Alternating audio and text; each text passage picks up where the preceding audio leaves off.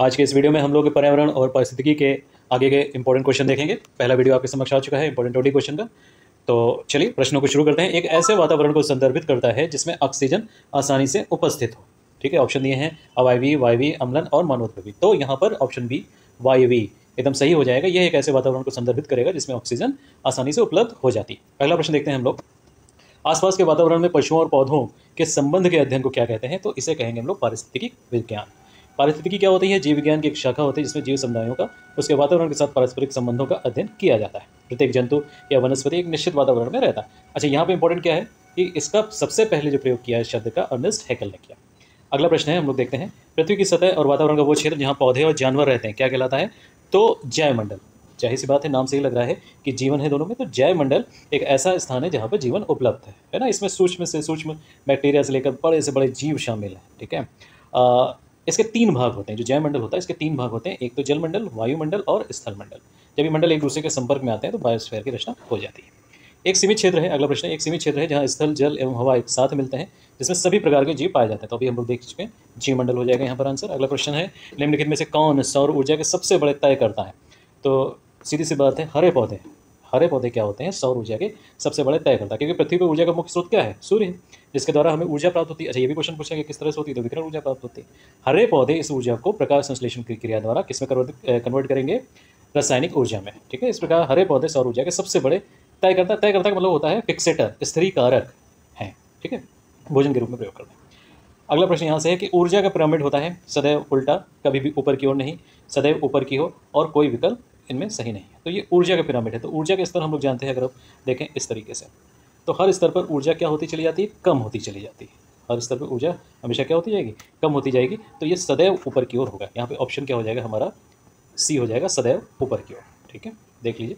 पारिस्थितिक तंत्र में ऊर्जा के खाद्य पिरामिड या ऊर्जा पिरामिड के रूप में दिखाया जा सकता है। ये सदैव ऊपर की ओर होता है। कहाँ होता है? ऊपर की ओर होता है। प्रत्येक पोषण स्तर पर 90% ऊर्जा का ह्रास हो जाता है और 10% ऊर्जा ही अगले स्तर पर पहुँच जाती है। यहाँ पे अगर हम बात करें तो ये हमारे उत्पादक हो जाएंगे, उसके बाद प्राथमिक, उपभोक्ता, द्वितीयक, तृतीयक। तो इनसे इसमें जो ऊर्जा गई तो 90% नुकसान हो गया और कितनी गई? 10%। अब उस 10% का यहाँ पे गई।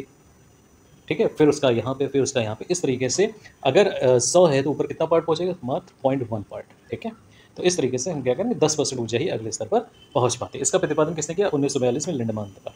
ठीक है, इसलिए इसे लिंडमान के 10% का रूल भी कहा जाता है। ओके, अगला क्वेश्चन है, पारिस्थितिकी तंत्र के माध्यम से ऊर्जा और पोषक तत्व कैसे प्रवाहित होते हैं? इस बारे में किस पारिस्थितिकीविद के शोध ने क्रांतिकारी नवीन अंतर्दृष्टि प्रदान करी? तो रेमंड एल लिंडमैन। ठीक है, अभी जो ऊपर हम लोगों ने बात करी थी 10% वाला, तो वही लिंडमैन है जिन्होंने ये थियरी दी थी। अगला प्रश्न है, मैदानी पारिस्थितिकी तंत्र का किस प्रकार का जीव बहार या बायोमास पिरामिड होता है? नीचे की ओर, ऊपर की ओर। ऊपर की ओर, नीचे की ओर, दोनों, कोई विकल्प सही नहीं। तो इसमें ऑप्शन हो जाएगा ऊपर की ओर। ठीक है, क्या हो जाएगा? ऊपर की ओर, यानी इस तरीके से। ठीक है, तो वन एवं घास मैदानी पारिस्थितिकी तंत्र के जीव बहार पिरामिड सीधे होते हैं अथवा ऊपर, क्योंकि देखिए मैदान में सबसे ज़्यादा आपके पेड़ पौधे तो पाए जाएंगे, उससे कम जानवर होंगे, उससे कम उनको खाने वाले हैं। इस तरीके से ऊपर चलता चलाएगा और ज़्यादा से कम की ओर जाएगा। ठीक है, भार के हिसाब से अगर देखेंगे तो कैसा होगा? सीधा होगा। अगला देखते हैं, निम्नलिखित में से कौन सा चरण खाद्य श्रृंखला है? हाँ, तो घास को कौन खाएगा? खरगोश को कौन खाएगी? लोमड़ी।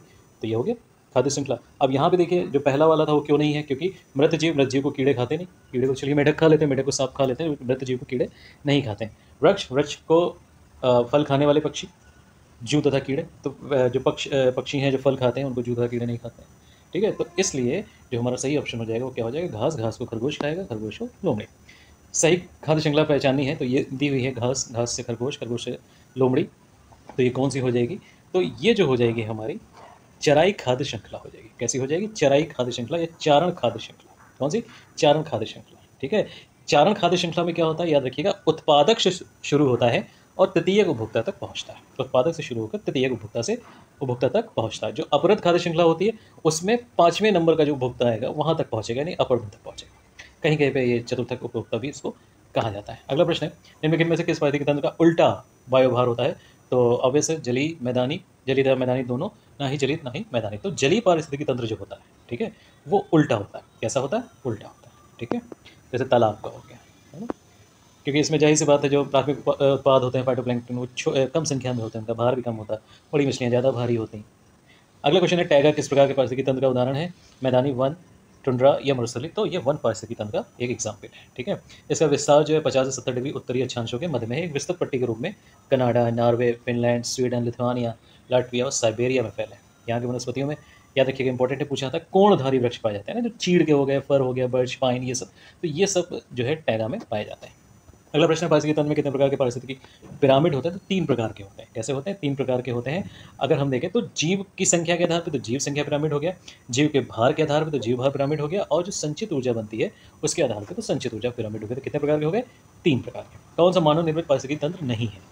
ठीक है, तो घास का मैदान देखिए मानव निर्मित नहीं होता। इसके अलावा जितनी भी चीज़ें, उद्यान, हम लोग बगीचे बनाते हैं, घर पे मछलियाँ पालते हैं, वनस्पति उद्यान बनाते हैं, ये सब हम लोगों के द्वारा बनाए गए, लेकिन घास का मैदान हम लोग डेवलप नहीं करते हैं। तो ये क्या हो गया? मानव निर्मित पारिस्थितिकी तंत्र नहीं है।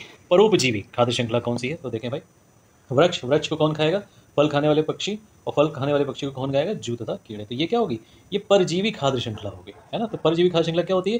किससे शुरू होगी? शाकाहारी जंतुओं से शुरू होगी, किंतु उसमें जो ऊर्जा का प्रवाह है वो बड़े आकार के जंतुओं से छोटे आकार। देखिए, वृक्ष बड़ा हो गया और जूं बहुत छोटे हो गए, तो बड़े से छोटे में जब जाएगा तो परोपजीवी या परजीवी खाद्य श्रृंखला होगी। ठीक है, जब बड़े से छोटे में जाएगा। ओके, चलिए अगला प्रश्न देख लेते हैं हम लोग यहाँ से, और उल्टा पिरामिड बनेगा इसमें। 37, निम्नलिखित खाद्य श्रृंखला में एक्स की संभावित कड़ी को पहचानिए। घास, घास को कीट ने खाया, कीट को मेढक ने खाया, मेढक को किसने खाया? जिसको गरुड़ ने खाया, तो मेढक को किसने खाया? सांप ने खाया। ठीक है, यहाँ पे देख लें, घास पौधे उत्पादक हैं, कीट क्या हो गए? पहली श्रेणी के हो गए, मेढक दूसरी श्रेणी के हो गए, और सांप क्या हो गए? तीसरी श्रेणी के हो गए, और जो ये गरुड़ और या बाज आया, ये क्या हो गया? उच्च मांसाहारी चौथी श्रेणी का हो गया। ठीक है, इसी को हम लोग चरागाह बायोम कहते हैं। जैविक शब्दावली में दो जीवों के बीच ऐसा संबंध है जिसमें एक जीव लाभान्वित होता है, दूसरा अप्रभावित रहता है, तो ये सहभोजिता। कौन सा होगा?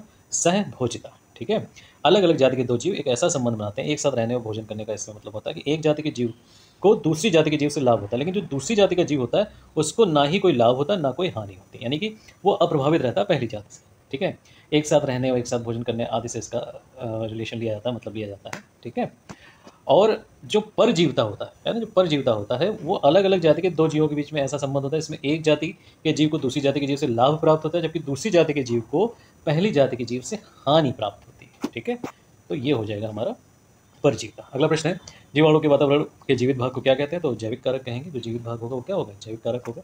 अगला प्रश्न यहाँ से 40वां देख लेते हैं, आज की वीडियो का अंतिम प्रश्न। किसी पारिस्थितिकी के निर्माण में शामिल होते हैं भौतिक, सामाजिक, जैविक, अजैविक, रासायनिक, भौतिक और जैविक प्रतिजैविक घटक। तो ऑब्वियस है, जैविक और अजैविक घटक ही किसी पारिस्थितिकी तंत्र के निर्माण में शामिल होते हैं। तो फ्रेंड्स, ये आज के इंपॉर्टेंट 20 क्वेश्चन थे। नए वीडियो के साथ हम लोग जल्द हाजिर होंगे। धन्यवाद।